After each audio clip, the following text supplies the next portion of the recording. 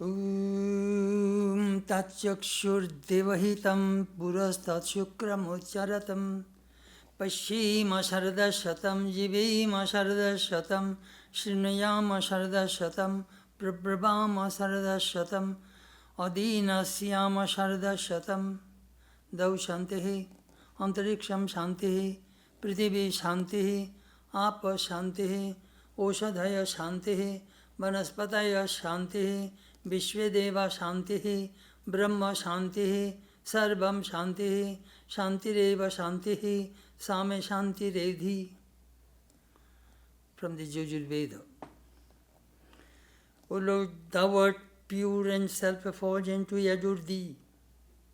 May we live happily for 100 years. May our speech, our eyes, our ears, and all our senses wax clear and strong for 100 years. May we never be overcome by weakness. O Lord, whatever peace is in heaven and the sky, whatever peace dwells in earth and water, whatever peace resides in herbs and trees, whatever peace abides in the gods and Supreme Brahman, whatever peace can be found in all other things, may that peace come to us. May that peace come to us. Om Shanti, Shanti, Shanti. Peace, peace, peace be to all.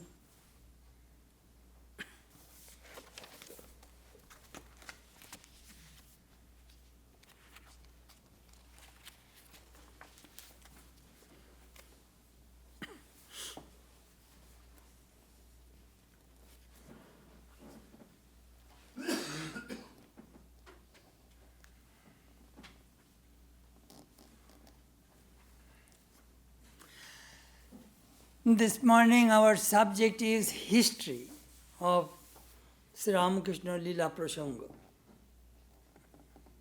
or Sri Ramakrishna and his divine play.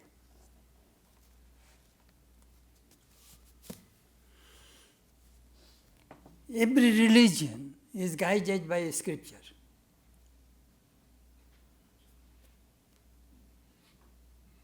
If you want to form any kind of religion, you need three things. First, a personal God, a prophet, and a book. We cannot think of Christianity without God, without Jesus, and without Bible. We cannot think of Islam without Allah, Muhammad, and Quran. Those three things are very vital.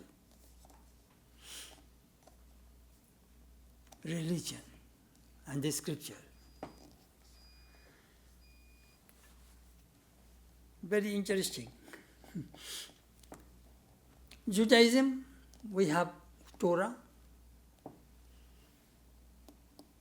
Christianity, we have New Testament. In Islam, we have Quran. In Buddhism, we have Tripichakas. In Zoroastrianism, we have Zen Avesta. What about Hinduism? Hinduism is very peculiar. It is not guided by one scripture. We have so many scriptures, so many sages, so many avatars came in Hinduism and created vast universe, vast scripture, various kinds of scriptures.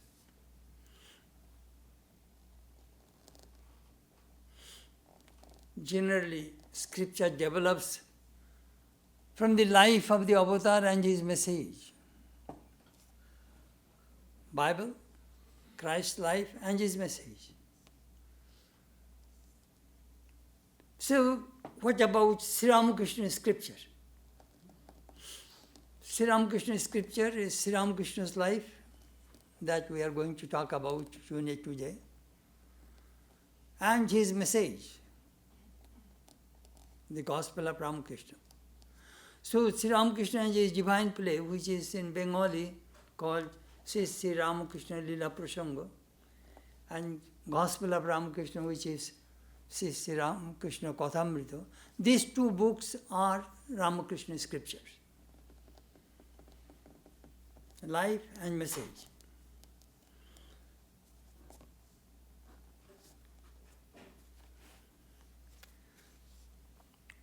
Hindu scriptures, vast.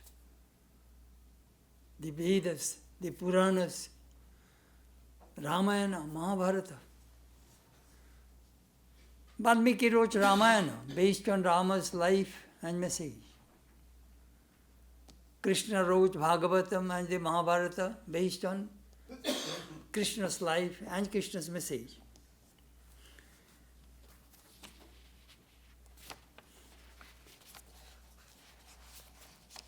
Swami Vivekananda wrote a letter from America in 1894 to Swami Shivananda. Without studying Ramakrishna Paramahansa first, one can never understand the real import of the Vedas, the Vedanta, or the Bhagavata and the other Puranas. His life is a searchlight of infinite power thrown upon the whole mass of Indian religious thought. He was the living commentary to the Vedas and to their aim. He lived in one life the whole cycle of the national religious existence in India.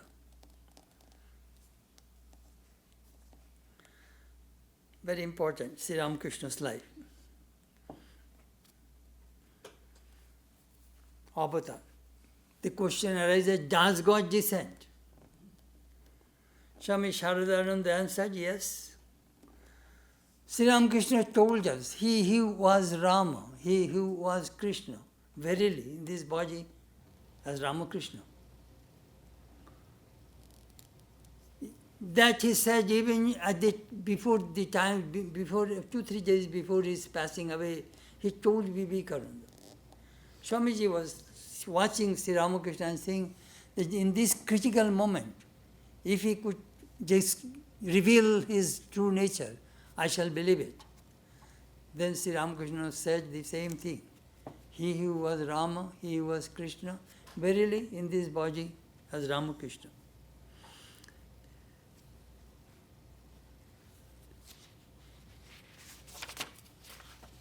Very interesting. 70. Swami Sharadananda wrote, Sri Ramakrishna told us, I will be born again in the northwest after 200 years. You see, this universe and all beings are nothing but his manifestation. But at some times and in some places, one can see his special manifestation according to need. Krishna also mentioned in the Bhagavad Gita, when religion declines, the religion prevails, I incarnate. To establish the eternal religion and to remove the corruption, wickedness and the hypocrisy of religion from the society.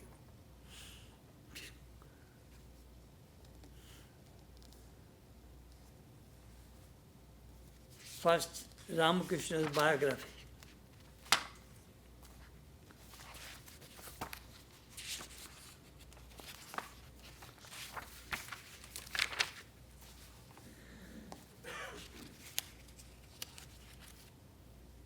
This Ramakrishna and his divine play is the authentic, factual, comprehensive, interpreted biography of Sri Ramakrishna, written by Swami Sharadananda, one of the direct disciples of Sri Ramakrishna.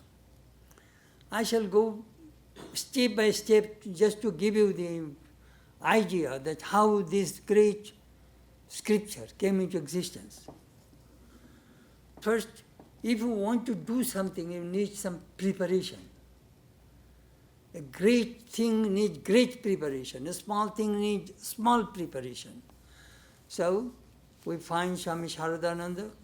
He was a student of St. Xavier's College, Calcutta. And he was a good student. And he met Sri Ramakrishna in 1883. At that time, he was 18 years old. 18 years old. College student. He was trying to go to the medical school because his father had a big pharmacy in Calcutta. So he wanted his son should be a doctor. So he started to visit Sri Ramakrishna. And he started, when Sri Ramakrishna passed away in Baranagar Math, Eastern and Western philosophy, he knew English, Bengali, Sanskrit, 3 languages very well, and he knew Hindi also. So he prepared. Then, in 1896, he came to England and then to America. He stayed in the West for 2 years. He helped Max Muller to write Sri Ramakrishna's life and teachings, according to, as per instruction of Swami Vivekananda. Then Swami returned to India and became the General Secretary.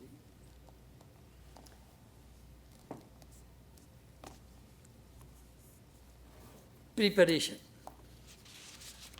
He practiced a lot of austerity and tapasya, traveled.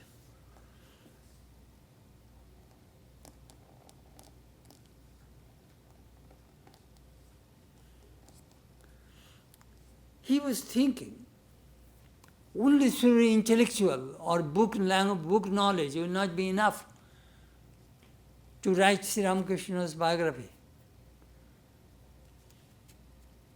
If you want to write biography, you will have to feel, you need your personal experience. So he started to practice Tantra. Sri Ramakrishna practiced 64 branches of Tantra of Vishnu Kranta.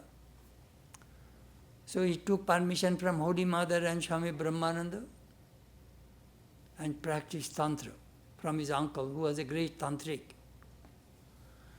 And of course he had vast spiritual experience. And he was the eyewitness of Sri Ramakrishna's life from November 1883 till August 1886. Toward the end, he was constant companion. He was the attendant of Sri Ramakrishna. So the person you want to write, and if you see that person, it helps a lot. You will not have to imagine. You see what is in front of you. It is easy to write if you live with a person instead of imagining and thinking this way, that way. Swami Vivekananda said that every day Swami Sharadananda used to practice japa and meditation for a long time. Then he would just start writing the Lilaprasanga. Then he was thinking, did I get command from God or not? Sri Ramakrishna invariably would ask people that before you teach, you need command. Chapra speso. Did you get command from God to teach people? So one of the Swamis, his name was Bhumananda, I met him. He wrote something about Sri Ramakrishna. And then and somebody said that he wrote something about Ramakrishna. So Sharadananda asked, bring your paper, I want to see what you have written. Oh no, I don't want to show you. No, you show. All right, you read to me. So he read, the Swami listened. He wrote some of the miracles of Sri Ramakrishna. Well, no, that is not the way. Before you write anything about Sri Ramakrishna, you need his command. Without having command, nobody can write about Sri Ramakrishna. So Swami Bhumananda heard about it, and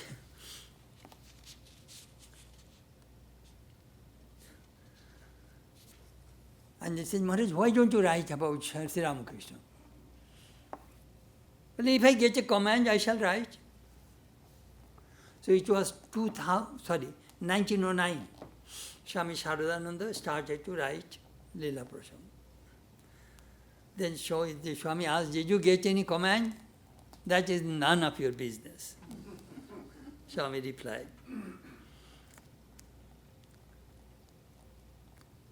Then another monk asked, did you, Maharaj, you wrote about Nirvikalpa Samadhi. Have you experienced Nirvikalpa Samadhi?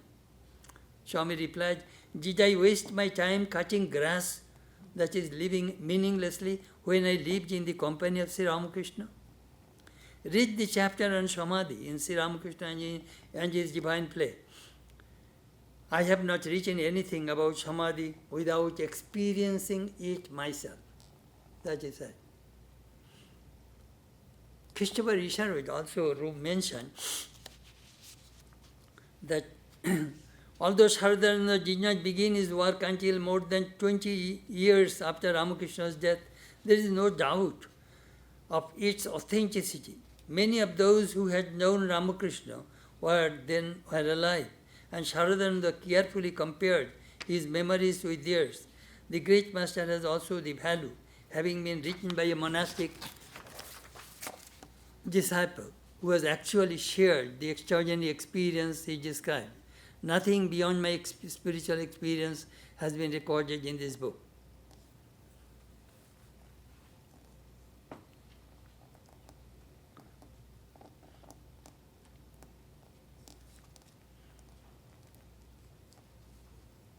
The necessity of writing the Lilaprasanga.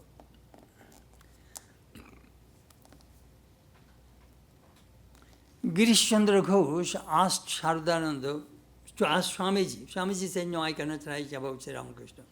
Oh, Saradananda will write. He first wrote about Bhavamukha in the volume 3. Do you know what is Bhavamukha is? It is the junction between the finite and the infinite. When Sri Ramakrishna is in that junction, when he looks this way, he goes into Samadhi. When he looks this way, he sees human beings suffering, he comes forward to help. Bhava Mukh means mouth, opening. Bhava means idea. It is the mouth of the ideas, that is God. In that divine plane, he taught. He wrote elaborately in the volume 3, you will find Bhava Mukha. He gave reasons that why did he start to write about Sri Ramakrishna. First, Swamiji started Udbodhan magazine. Many articles would come full of mistakes, full of wrong information. Then he was thinking, we are alive. We saw Sri Ramakrishna, lived with him, and all these wrong things will go in his name. So he had to cut, rewrite all these articles. So we needed a good, authentic biography, first. Second,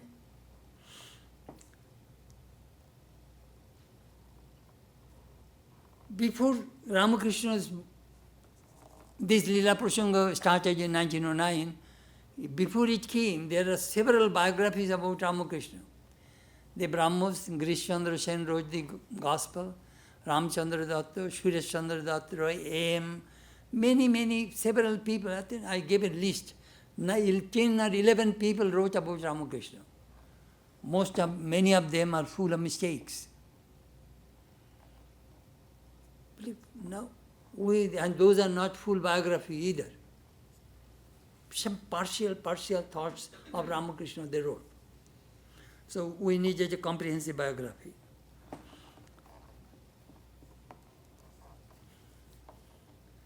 Third, he started to write biography to pay the debt. Holy Mother had no home in Calcutta, so he borrowed 11,000 rupees and built that Udbodhan house, one Udbodhan lane, and he does not earn money. To pay the debt, he started to write this Sri Ramakrishna's life. Fourth, he wanted to write that Sri Ramakrishna's teaching, practical Vedanta, serve human beings as God, that should be written clearly so that people can understand Sri Ramakrishna's message in this present age.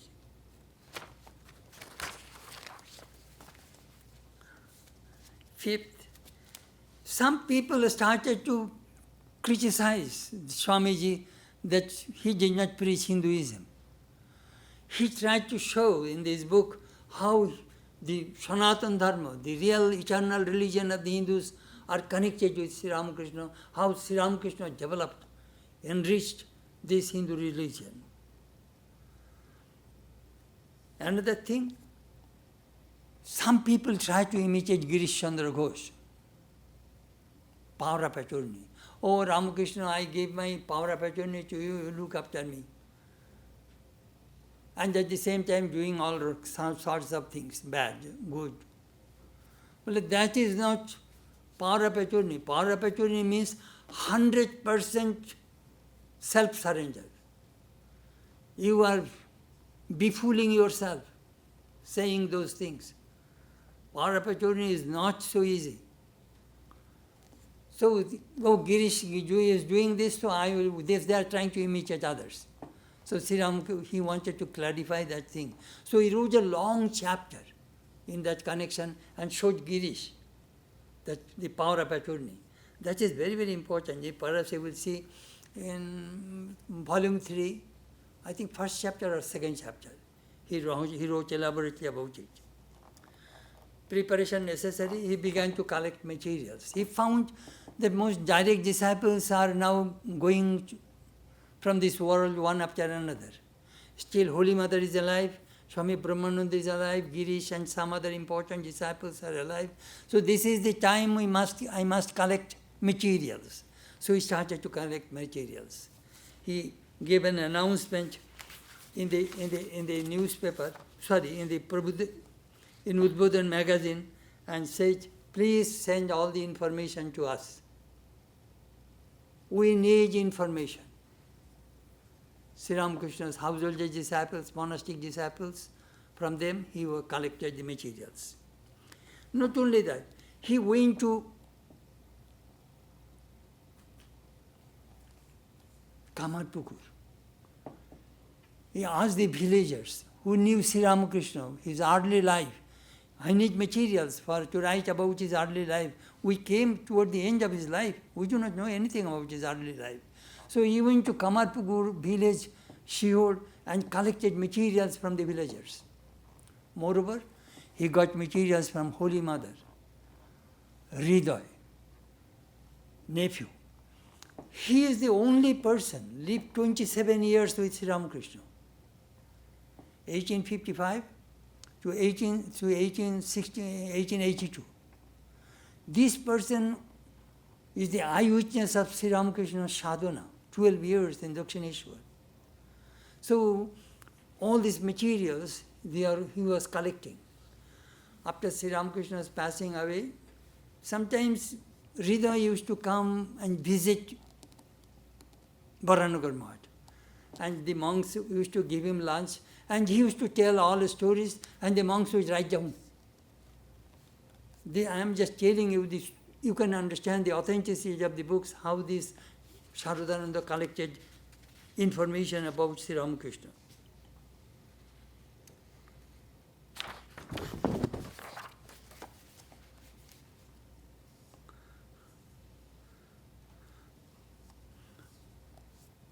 When Holy Mother was Calcutta, Swami Sharadananda would go and read to her. A mother, because some of the information Holy Mother gave, so he wanted to verify that I did right, all right. Mother approved Swami Sharadananda's book. Then what happened? On 10th August 1982, I was in India, going to Udbodhan. Swami Ramananda was the head Swami. He gave me the diary of Swami Sharadananda to me. My goodness, that is a treasure trove. I took lunch and took that diary and went to my room and closed the door. And I have that yellow paper, that pad, wherever I go, I carry. I started to write. I wanted a copy. That copy is with me. That, how he collected materials, just briefly, and then they elaborated. Just like Ames Gospels record. First chapter is his parents and his family life, his marriage, all those things.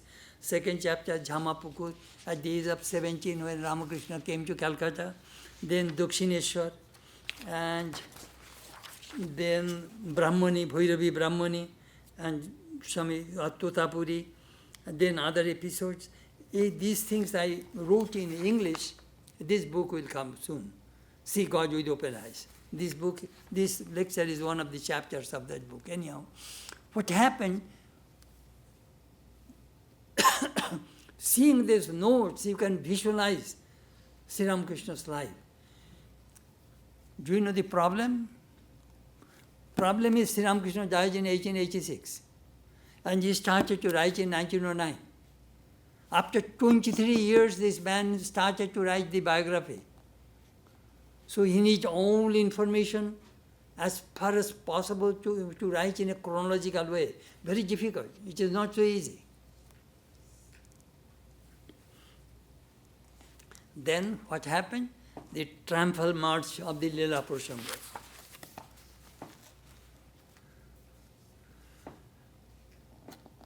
The Swami produced his magnum opus, Sri Ramakrishna Lilaprasanga. The entire Lilaprasanga was not published in Udbodhan magazine. Some he wrote himself. The first volume, he first wrote volume 3. It came in 1911. Second volume, I think, in the next year. Then he wrote third volume, fourth volume, second volume, first volume, fifth volume. This is the way he wrote. Somebody asked, why did you write that way? Because first I want to present to the readers Ramakrishna is a world teacher. Then I went to his sadhana, how he practiced his spiritual discipline. Then I developed his early life. Then I said, Divya Bhav, in the divine plane, in the divine level, how he taught. There I covered only 2 biographies. Gopalarma, that woman practiced japam 16 hours a day for 30 years. 16 hours a day, 30 years, and had the vision of baby Gopala, Krishna. So that life I fully covered. And Swami Vivekananda's connection with Sri Ramakrishna. These 2 disciples I covered in this book. I had so much materials to write about other disciples' connection with Sri Ramakrishna. He said that later on I shall tell you, which is not a complete biography.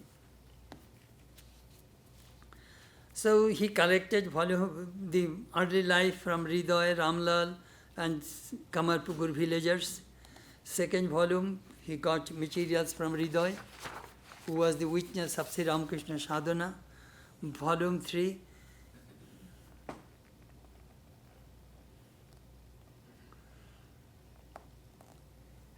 that is the most important volume, 3 and 4. Guru Bhav, Sri Ramakrishna as the world teacher. The spiritual experience of this place, meaning himself, has surpassed even the Vedas and Vedanta. In fact, while discussing as impartially as possible the biography of Sri Ramakrishna, who was established in Bhavamukha, we are forced to admit that such an extraordinary life had never been seen in the spiritual world.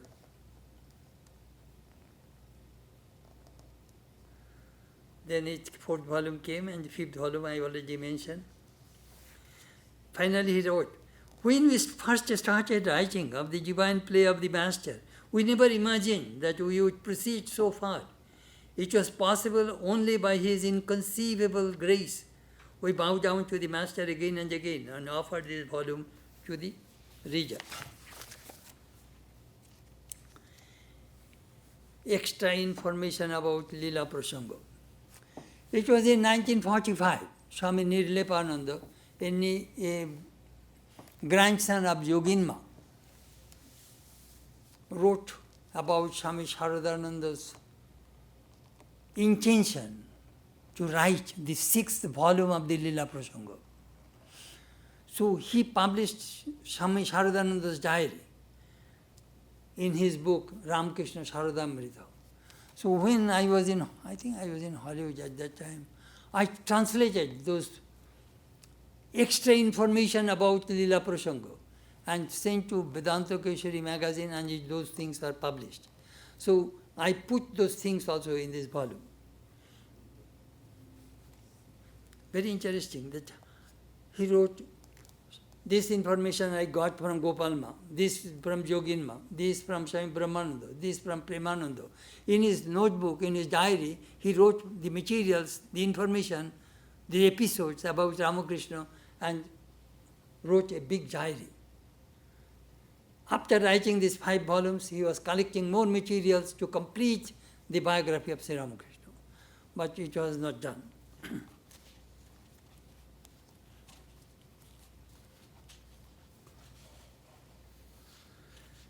Eyewitnesses' accounts of Sharadananda's method of work. That I shall read. How he wrote that book. Swami Bhumananda's Reminiscences. Getting up at daybreak, Swami Sharadananda took his morning bath from a bucket of water, which he carried himself to the bathroom. Some days he bathed in the Ganges. He always washed his own clothes after his bath. He then went to his room upstairs, changed his clothes, and just placed his washed clothes in the sun on the roof. We do not have washer and dryer. We would not accept any help. He would not accept any help from anybody. Then he went to the shrine, bowed down to the master, and gave the mother if she was in Calcutta. After that, he went downstairs to his small office and reception room to the left of the entrance of Uddhavan house, and sat on a cotton mattress. He then arranged his official things. He put a blotting pad on a small, low wooden desk, and to the right of the desk on the mattress, different stacks of letters, because he was the General Secretary of the Ramakrishna Order. A container of cigarettes with a matchbox on its top, plus 2 small ink pots, one with ink and the other with clean water. No fountain pen. He would wash the nib of his pen in the water pot and dry it with a piece of torn rag. Every day he would clean his desk and the stacks of letters with a dusting cloth. He kept a towel for wiping his perspiration. At his left, at that time there is no electricity, palm leaf fan. At his left, he had a hubble bubble which was presented to him by Swami Brahmananda. All this I visualize vividly even today. Sitting calmly, he wrote the Lilaprasanga for hours together, and from time to time rubbed his chin slowly with the back of his left hand. Do you know what does it mean? This one, he would rub like this to get his ideas. The Swami is the eyewitness that how this man is writing this great book. Very interesting.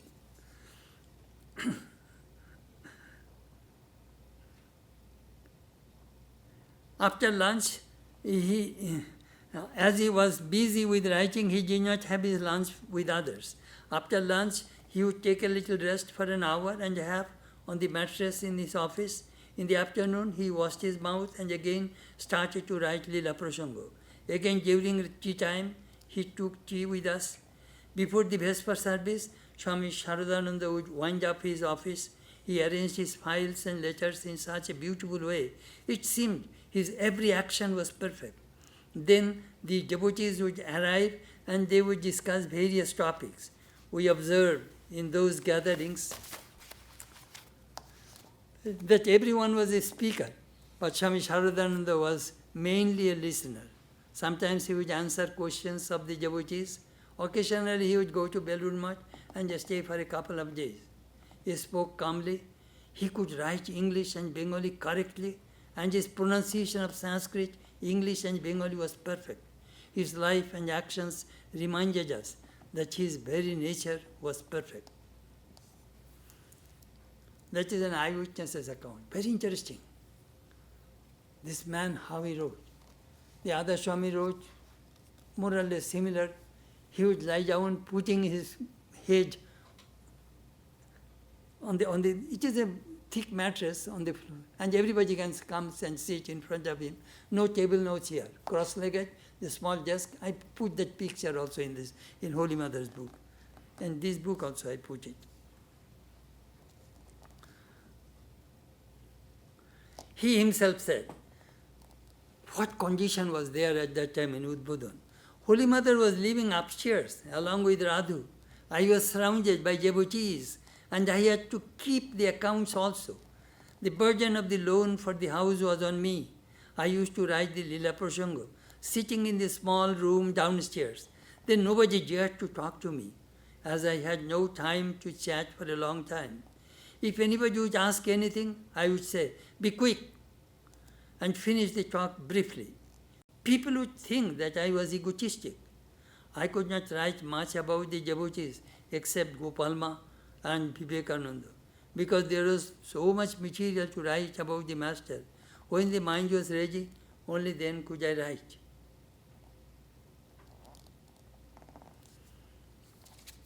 Great work. It was a great work.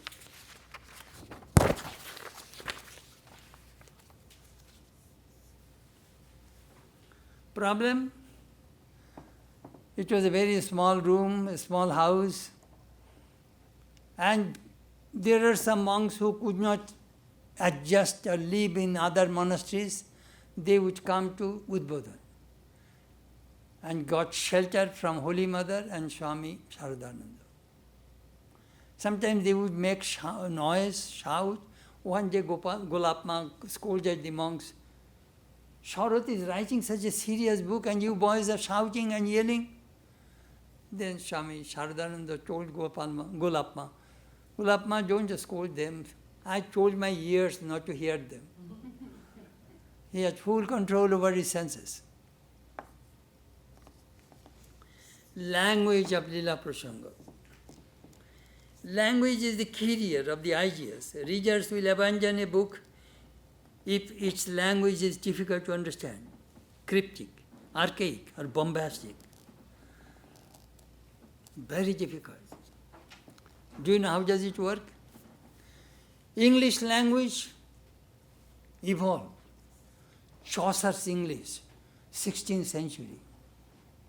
Nowadays people, hard to understand.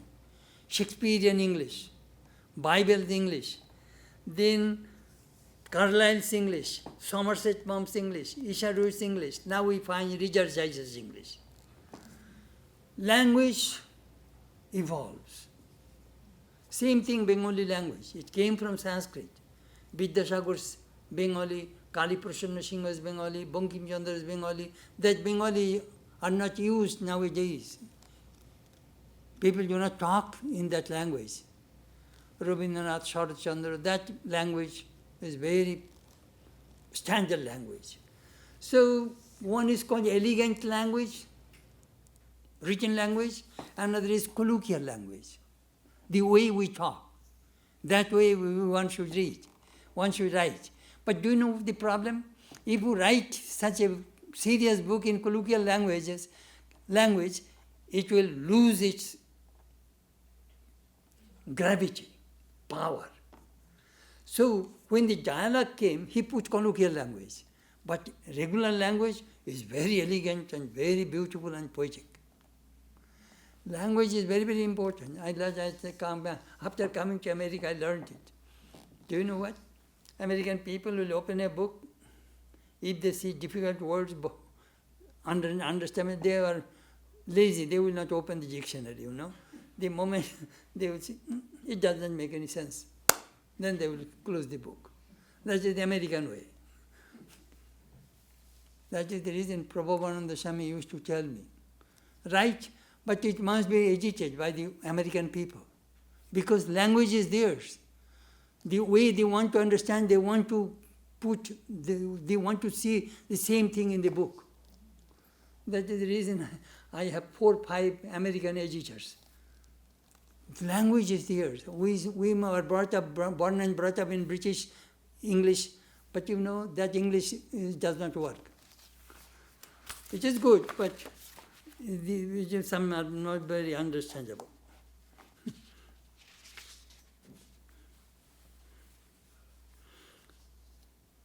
So Akshar Chaitanya wrote, "The style of language in Lilaprasanga is somehow original to the author. Where the subject matter is complicated and difficult to understand, his language is thoughtful and decisive.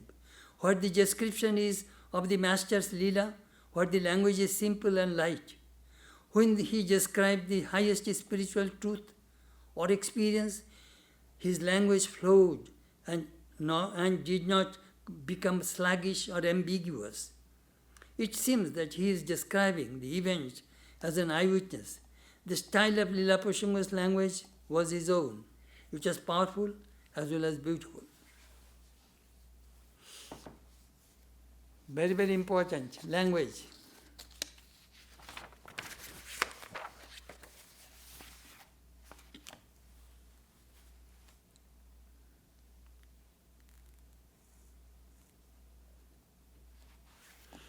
Ramakrishna was a rishi poet, Shankari Prasad Boshu wrote. Ramakrishna's words undoubtedly are the new Upanishads in Bengali. It is greatly fortunate for Bengali literature, and it preserved directly the words of a great spiritual personality. The tremendous power of the colloquial Bengali language was able to express easily a serious and deep subject. We wonder who was that unique genius who impregnated that power in the colloquial Bengali language. Sri Ramakrishna.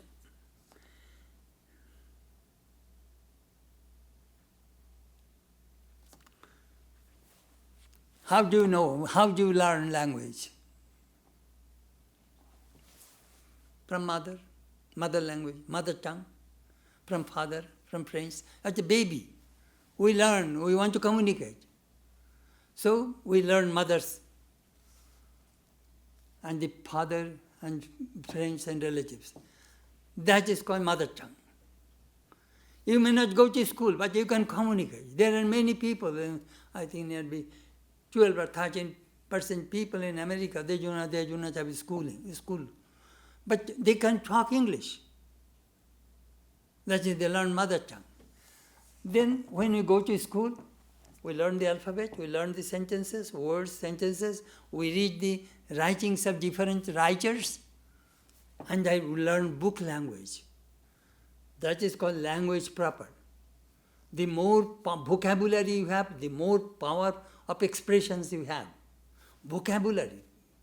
Look at the New York newspaper, these editorials, they write, my goodness. How beautifully they write. I am very fond of those writings, you know. Sri Ramakrishna did not go to school. He did not have any book language. How did he get this language? Do you know how? Divine language. It is the Divine Mother supplied words, expressions to Sri Ramakrishna. Sri Ramakrishna's language is mother tongue and divine language, not book language. He did not read any books. You will have to understand Sri Ramakrishna's language. When you read the Gospel, divine language, it is the Divine Mother speaking. Then, poetic description of Lilaprasanga. Some places, perhaps when you read M's book, you will find he showed his imagination. Original description in some passages are beautiful, poetic, rhythmic, graphic, graceful, and flowing with alliteration that they overwhelm us.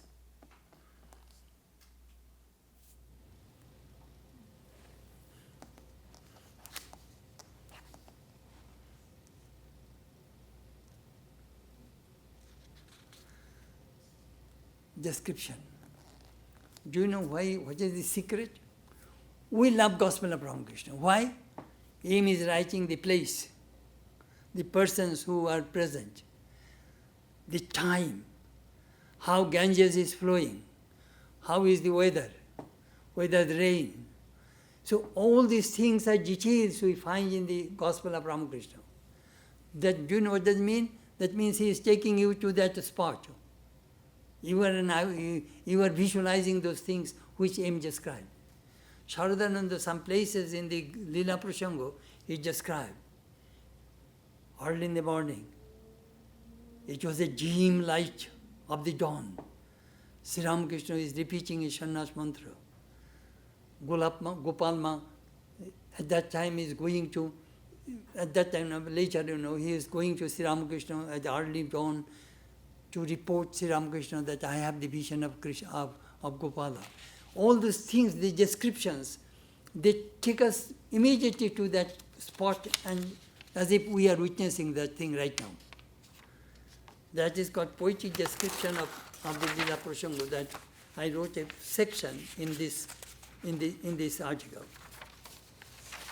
Then comes translation.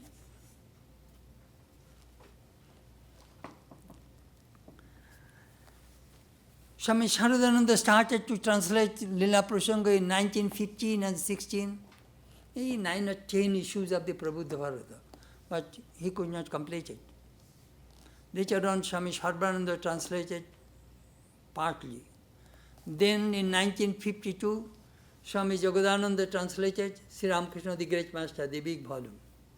Then in 2003, by God, Sri Ramakrishna's grace, I translated Sri Ramakrishna's Divine Play in one volume we have now.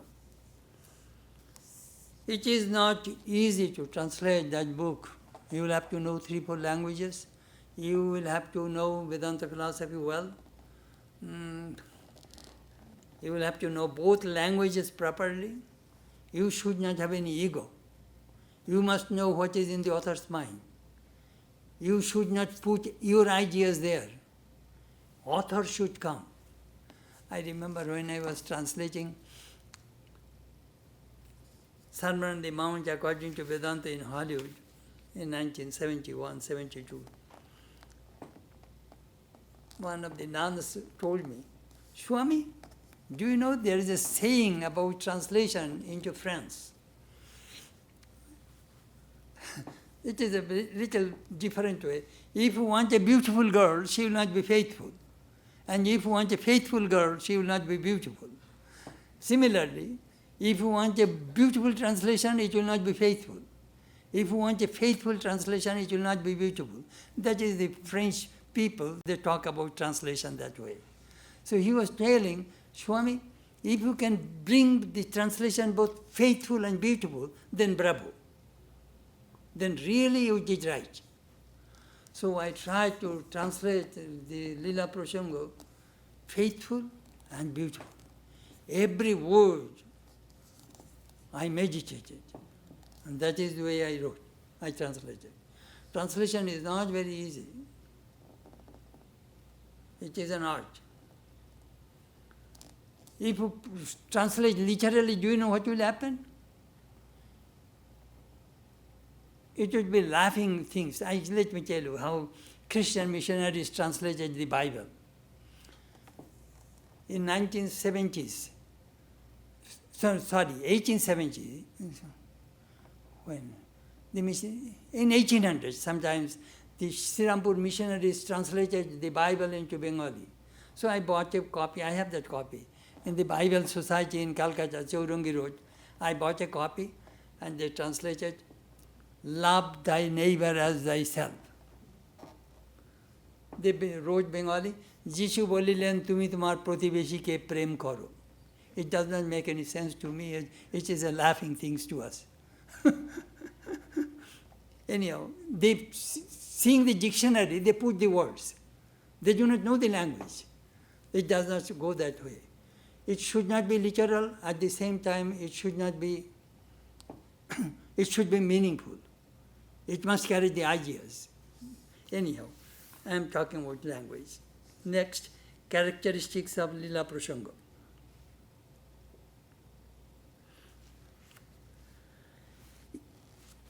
The reader will find in this book glimpses of mysticism, discussions of various religious and philosophical traditions of India, accounts of different religious leaders, and descriptions of the social customs, the educational system, and the socio-religious movements of 19th century India.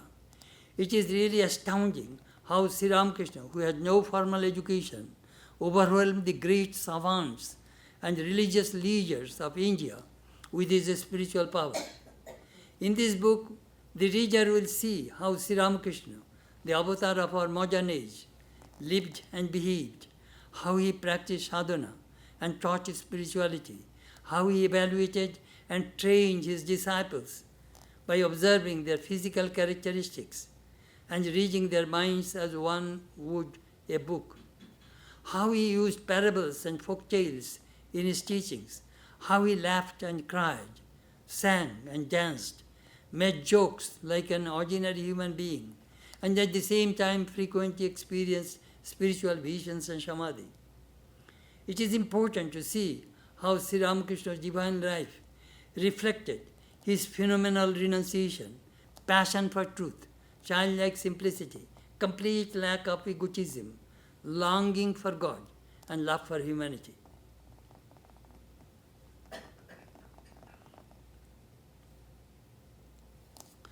More about Sri Ramakrishna's life was the meeting point of the East and the West, a synthesis of 4 yogas. In addition, the philosophies of the 3 main schools of Vedanta, dualism, qualified non-dualism, are blended in his teachings. His life at the crossroads where many religious sects of India met, he never spoke a harsh word against anyone's faith. He was so all-embracing that members of every sect thought he was one of them. His all-encompassing love and compassion transcended all sectarian narrowness and bigotry. Truly, Sri Ramakrishna's life is a bridge between the ancient and the modern, between East and the West. That I wrote.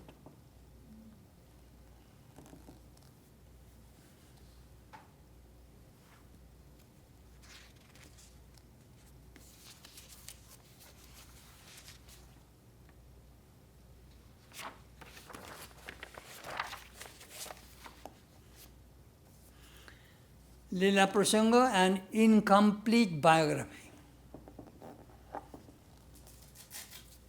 Aim recorded the Gospel of Ramakrishna. Last entry, 24th April 1886. After that, Sri Ramakrishna passed away 16th August 1886. All these things he wrote in his diary, but he never developed. Swami Sharudananda, from 1885, September, Sri Ramakrishna came to Calcutta for cancer treatment. From that time on, till 16th of August 1886, he was with Sri Ramakrishna. Only about Kashipur, when during his cancer treatment, that portion he wrote. And there he ended his book. Completely, he could not write the Kashipur section at all. Later on, he wrote 3 articles. Kashipur Gajan House, the service to the Master, and revealing his fearlessness and his self-revelation. These are the 3 articles he wrote before he passed away in 1927. Those 3 articles came in Udbodhan magazine. Later on in 1935, those 3 articles are connected with volume 5 as a Purishisto, as an appendix, not complete biography. I remember when I was working, our Father Kuluni was asking me, Swami, why don't you complete it? Why don't you add it? Well, I cannot do that. It is Swami Sharudananda's book. In that book, I cannot incorporate my things in Sharudananda. It will not work. Then, what happened, then I was a little thinking that Father was insisting me to, I cannot show people in this book that Sri Ramakrishna passed away. It was not there. So do you know what I did? I brought 5 pages of photograph. The first page of photograph I showed Sri Ramakrishna's room in Kashipur Gajan House, and I wrote, Sri Ramakrishna passed away 16th August 1886 at 1:02 a.m. And then I put another quote of Romarola. The man is no more, but his spirit departed to departed to flow in the veins of the humanity. It is a beautiful quote that I put it there. First picture. Second, I put two pictures of Sri Ramakrishna passing away. His dead body was photographed. And the disciples are standing behind. The Dr.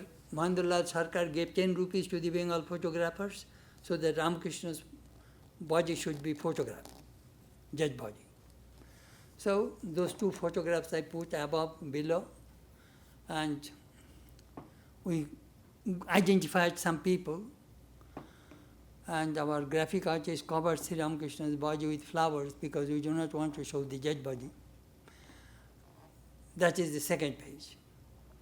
The third page, I put Kashipur cremation ground. There is a monument, and Swami Vidyatmananda took a picture. You can see Belur Math also. He took such a picture. Though Sri Ramakrishna's mortal body was ended here, but he was really established the other side of the Ganges. And then I put Sri Ramakrishna's marble statue of Belur Math. This way I try to convey to the readers that what happened to Sri Ramakrishna. Anyhow, it was a very interesting way to show Sri Ramakrishna's passing away. It is an incomplete biography. He was requested many times. Swami Nikhilananda wrote, before we left for Varanasi in 1925, Swami Shuddhananda, Swamiji's disciple, asked Swami Sharadananda in front of me to finish the Kashipur chapter of the Lilaprasanga. He said that he had some notes, but he was not well enough to write the article. Swami Shuddhananda then said, you can dictate it and Nikhilananda will write it. He said he would see what could be done. I believe he took his notebook with him. He did not feel well in Varanasi, so nothing was done. When we were leaving for Puri, again Shuddhananda requested. Then the Swami said this following remark. When the Holy Mother was alive, I felt a great deal of inner strength and began to write the Lilaprasanga. She died. I felt as if my powers are gone. Then I saw Swami Brahmananda and began to feel strong again. When he died, I felt as if my brain were completely paralyzed. I simply cannot finish the book. Then he added, when I began to write the Lilaprasanga, I thought I understood the Master, but now I clearly see that the life of the Master was very deep. I was merely hovering over the top branches. The root is far beneath the ground. Then when he went to Varanasi, somebody had requested. He replied humbly, perhaps it will never be completed. I am not getting any inspiration from within. The Master made me write whatever he wanted. Now when I read the Lilaprasanga, I wonder, have I written all these things? I have no more inclination to do anything. It seems that the Master is doing everything.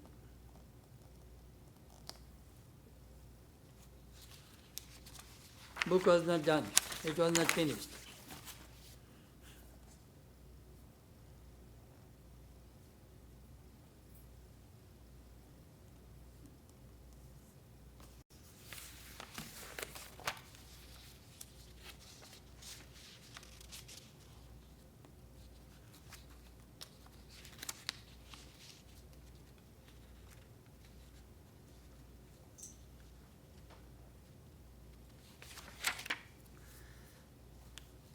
Swami Nikhilananda wrote a biography of Sri Ramakrishna, which was forwarded by Mahatma Gandhi, and Swami Nikhilananda verified some of the facts of that book with Swami Sharadananda, because he collected some materials of Sri Ramakrishna's passing away from other disciples, from various books, and tried to show Swami Sharadananda,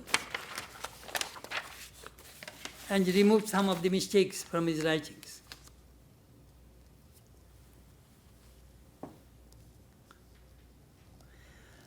In 1919, the writing of Sri Ramakrishna Lilaprasanga was completed.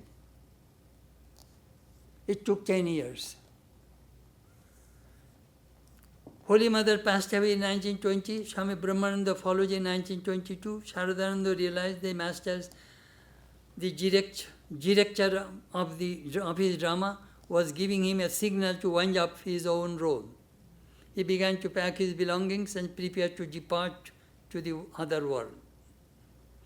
Swami Bhumananda wrote, while writing Lilaprasanga, the Swami would write hour after hour, holding his pen, and toward the end, he would continue to repeat the mantra from morning to noon, holding the rosary in the same hand.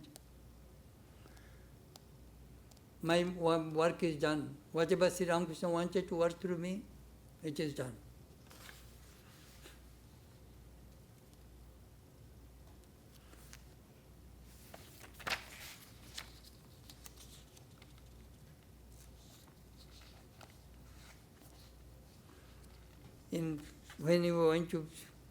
When he was talking about Sri Ramakrishna in Bangladesh, he mentioned, while talking about the Master, the Swami's voice choked, his body became motionless, his eyes were a little open and turned upward.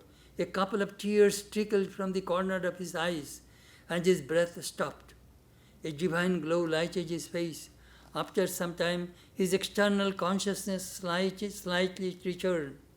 Again, after a while, he regained his normal consciousness, uttering indistinctly, Ramakrishna, Ramakrishna. So,